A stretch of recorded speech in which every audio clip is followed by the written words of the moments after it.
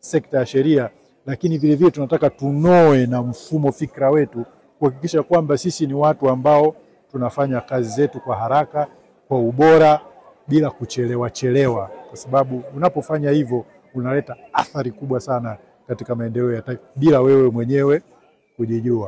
Kwa hiyo tunataka hilo pia tulivae sisi kama ofisi ya mwanasheria mkuu wa serikali, tuwe na umwa na kufanya kazi kwa haraka na kwa ubora.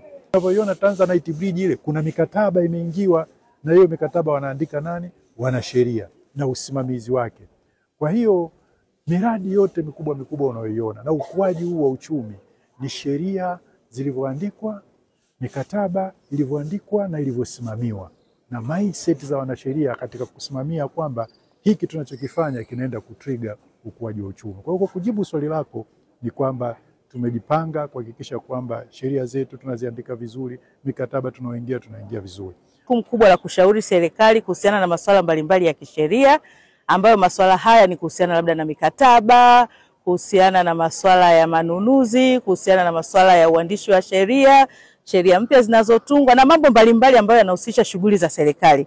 Sasa utekelezaji wa jukumu hizi pamoja na kwamba umekuwa ukifanyika vizuri, bado kuna changamoto za hapa na pale ambazo zimeonekana, kama ambavyo wenyewe mmekuwa mnaona, labda kuna mikataba ambayo inaonekana labda inafika hatua inavunjwa, inafanya nini na kila kitu. Sasa tunataka kuongeza umahiri kwa mawakili wetu.